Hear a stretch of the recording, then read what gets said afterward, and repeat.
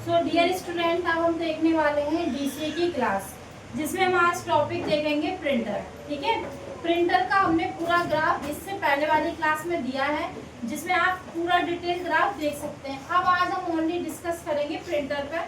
Printer हमने बताया था एक होता है डॉट मैट्रिक प्रिंटर।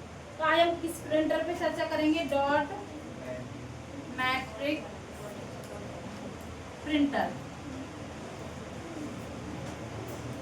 ठीक है, अब इसमें क्या होता है, आप चित्र देखेंगे तो आपको समझ में आ जाएगा कि कैसे वर्क करता है।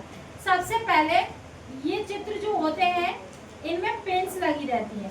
आपने देखा होगा जब भी इन प्रिंटर्स की बात करेंगे तो ये इम्पैक्ट प्रिंटर होते हैं। कैसे होते हैं? इम्पैक्ट का मतलब क्या होता है? प्रभाव होता है ना, प्रभाव।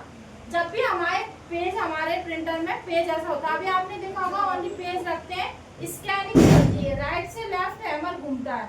लेकिन जब इससे पहले जब ये प्रिंटर थे तो उसमें क्या होता था, पेज को नीचे फंसाया जाता था और ऊपर से प्रेस किए जाते थे बटन्स को। ठीक है, तो इसीलिए इनको इम्पैक्ट प्रिंटर, जब तक प्रभाव नहीं पड़ेगा पेज पर, दबाव नहीं पड़ेगा, तब तक प्रिंटिंग नहीं होगी। तो हम इन्हीं प्रिंटिंग कैसे करते थे? पिंस की सहायता से। क्या लगी रहती थी इनमें? पिंस। अब ये पिंस बहुत मतलब 7 भी होती थी, 9 भी होती थी, इस टाइप से पिन लगी होती थी।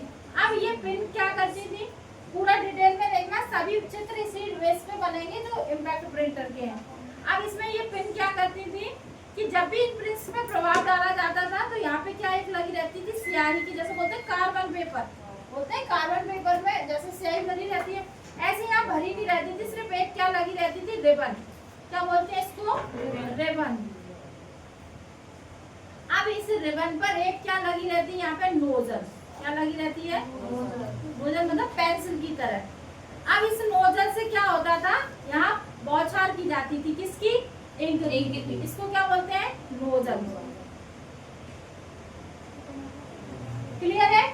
अब इस नोजल से जैसे स्याही डाली जाएगी तो किस में पड़ेगी? रिबन। और रिबन सूखनी चाहिए, जैसे अपन सील लगाते हैं तो उसमें स्याही लगाते हैं, वो सूख जाती है तो क्या आती है? नहीं आती। तो इस पे प्रॉपर इंक डाली जाती है। जैसे इस रिबन पे पड़ती है तो यहाँ पे क्या फंसा रहता है? एक पेज या पेपर। क्या फंसा रहता है? पेज। अब इस पेज पर जैसे ये पेज का प्रभाव पड़ता है तो यहाँ से क्या पड़ेगी? प्रिंट से दबाव पड़ेगा। दबाव पड़ेगा तो ये डॉट्स यहाँ तक आएंगे। ठीक है, और एक बार में एक डॉट ही प्रिंट होता है। तो जैसे मान लो हमें ए लिखना है तो एक बार में ऐसे करके डॉट डॉट से ए लिखा जाएगा। जैसे मान लो एग्जांपल के लिए हमने इतना बड़ा बना दिया तो लेकिन एक बार में एक डॉट प्रिंट होगा। तो समझ में आया?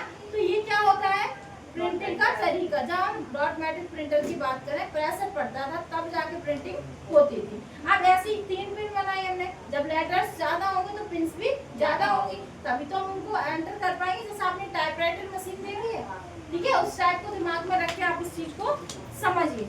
तो आपको ये डॉट मैट्रिक प्रिंटर समझ में आया? यही हम अभी दिखा रहे थे कि एक बार में एक चीज की प्रिंटिंग करते हैं। अब आपने चित्र देख लिया तो आप अपने पेपर में लिख सकते हैं बना के। इसमें कई सारी पिन्स होती है, जिनके नीचे एक रिबन लगी होती है, रिबन पर प्रॉपर नोजल चलाई जाती है, नोजल से स्याही निकलती है और उसके नीचे एक पेपर लगाया जाता है जिसपे हम डॉट प्रिंट करते हैं, तो हमारी लैंग्वेज बन जाएगी। तो इतना क्लियर हुआ? डॉट मैट्रिक प्रिंटर नोट करोगे आप लोग? बना रहे। बिल्कुल, पॉज कर देना।